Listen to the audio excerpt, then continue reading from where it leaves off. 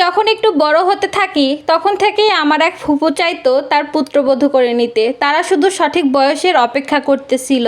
যখন আমার বয়স সবে মাত্র 18তে পড়লো, সালটা ছিল 2017, তখন সবে এসএসসিতে ভালো রেজাল্ট করে ইন্টারমিডিয়েটে ভর্তি হই।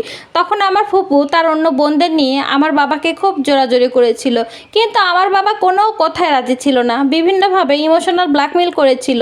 যেমন ধরেন, আমার দাদি অনেক বছর আগে মারা গিয়েছে, তো আমার দাদি নাকি বলে গিয়েছে যে ওই ফুপুর ছেলের সাথে যেন আমার বিয়েটা হয়। কিন্তু আমার বাবা সবসময় বলে আসছে আমার মেয়েকে আমি ভার্সিটিতে পড়াবো, আমার অনেক বড় স্বপ্ন।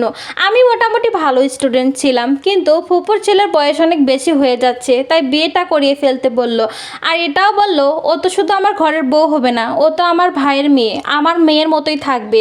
যতদূর অবধি ও পড়াশোনা করতে চায় ততদূর অবধি ওকে আমি সর্বোচ্চ সাপোর্ট দিয়ে তার লেখাপড়াটা শেষ করাবো। তারপরে আরো অনেক কথা বলল, অনেক আশা দিয়ে আমার বাবাকে অনেক জোরাজোরি করে রাজি করালো। একসময় সবার চাপাচাপিতে আব্বু রাজি হয়ে যায়, কিন্তু আমি রাজি ছিলাম না।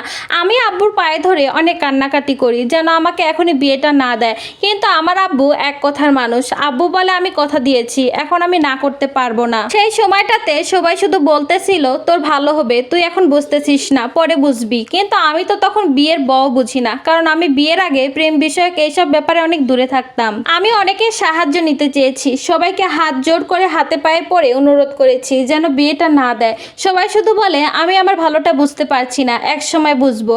অবশেষে আমার মতামতের বিরুদ্ধে গিয়ে আমাদের বিয়েটা হয়েই যায়। বিয়ের একদিন পরেই ফুফুর ছেলে চলে যায়। সে বিয়ের জন্য নাকি ছুটি নিয়ে আসেনি অফিস থেকে। এর ঠিক 2 দিন পরে একটা কল আসে আমার ফোনে। ওপাশ থেকে একটা মেয়ে কান্না জড়িত কণ্ঠে বলতেছে, একটা ছেলেকে না জেনে শুনে বিয়ে করে নিলে, তুমি কি জানো আমার সাথে ওর 7 বছরের সম্পর্ক। আসলে মেয়েটার কান্নার কারণে আমি সব কথা স্পষ্ট বুঝতে পারছিলাম না। তারপরে আমি ওনাকে শান্ত হতে বলি, আর মেয়েটার কাছ থেকে আমি সবটা শুনি। মেয়েটা আমাকে কথায় কথায় এভাবে বলল এই 7 বছরে 7,000 বার ফিজিক্যাল রিলেশন হয়েছে তাদের মধ্যে, এবং একাধিকবার গর্ভধারণ করেছে। আবার ওই ছেলে নাকি তাকে ভুলিয়ে ভালিয়ে সন্তান নষ্টও করিয়েছে। উনি ওনার মান সম্মান নষ্ট করতে চান না, তার জন্য 3টা বাচ্চা নষ্ট করেছে। এই কথাগুলো শুনে রীতিমতো আমার মাথায় আকাশ ভেঙে পড়লো। এক হলো বিয়েটা আমার অমতে জোরাজোরি করে দিয়েছে, তারপর এসব কি শুনতে হচ্ছে আমার। এরপর যখন আমি আমার স্বামীর সাথে কথা বলি যে একটা মেয়ে ফোন করে আমাকে এমন কথা বলল, তারপরে উনি আমার উপরেই খেপে গেল এবং সবাইকে এসব বলল আমি নাকি তার উপরে অচেনা এক মেয়ের কথায় মিথ্যা অপবাদ দিচ্ছি, তার সাথে রাগারাগি করছি। তবে আমি রাগারাগির কিছুই করিনি, আমি জাস্ট তাকে জিজ্ঞাসা করেছিলাম যে ওই মেয়েটা এরকম বলল। তারপর ওনার কথায় সবাই আমাকে শাসাতে লাগলো যে কেন অন্য অচেনা মেয়ের কথায় আমি কান দিচ্ছি। সবাই নাকি আমার সুখ সহ্য করতে পারবে না, এজন্য আমার সংসারটা ভাঙার জন্য উঠে পড়ে লেগেছে। তুমি কেন অন্য মেয়ের কথায় কান দিচ্ছ, এইসব বলতেছো। আরো অনেক কথা বললো। তারপর ব্যাপারটা এখানেই শেষ। এরপর ওই মেয়েটা আমাকে সারাক্ষণ কল দিত, আমি কল ধরতাম না। তারপর ওই মেয়েটা আমার ফেসবুক আইডি কার থেকে যেন নিয়েছিল। তারপর আমার আইডিতে আমার স্বামীর সঙ্গে ওই মেয়ের খুব ঘনিষ্ঠ ছবি, কিছু ভিডিও, এগুলো আমাকে পাঠায়। এভাবে অনেকগুলো ছবি, চ্যাটের স্ক্রিনশট, ভিডিও কলে স্ক্রিনশট দিল। আর এইগুলো যখন আমি আমার স্বামীকে পাঠালাম, উনি উল্টো বলে বসলো ছেলেরা একটু আধটু এরকম করেই থাকে, তাতে কি এমন মহাভারত অশুদ্ধ হয়েছে। তারপর আমি আমার ফুপুকে দেখালাম, সেও তার ছেলের মতো একই কথা বলল যে ছেলেরা বিয়ের আগে একটু আধটু এরকম করেই থাকে।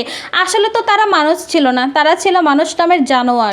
শুধু আমার জীবনটা নষ্ট করে দিল। আমি শুধু একটা জিনিস চিন্তা করতেছিলাম, আপন রক্ত কিভাবে মানুষের সাথে এইরকম বেইমানি করতে পারে। মানে আমি আমার ফুপুর কথা বলতেছি, সে জেনে শুনে কেন আমার সাথে এরকম করলো।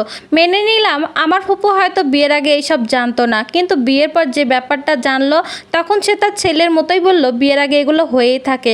আর আমার বাবা মাকে এসব দেখানোর পর তারা বাকরুদ্ধ হয়ে গেল। তাদের আসলে আমাকে বলার মতো কোনো ভাষাই নেই। গল্পটা একটা আপু লাইফ থেকে নেওয়া। আসলে তার সাথে যা কিছু হয়েছে অনেক খারাপ হয়েছে, তার কিন্তু এখানে কোনো দোষ ছিল না, তবুও সে ঠকেই গেল। ভিডিওটি ভালো লাগলে অবশ্যই লাইক কমেন্ট করে পাশেই থাকবেন, আর এরকম স্টোরি শুনতে অবশ্যই কমেন্ট করে জানাবেন। আল্লাহ হাফেজ।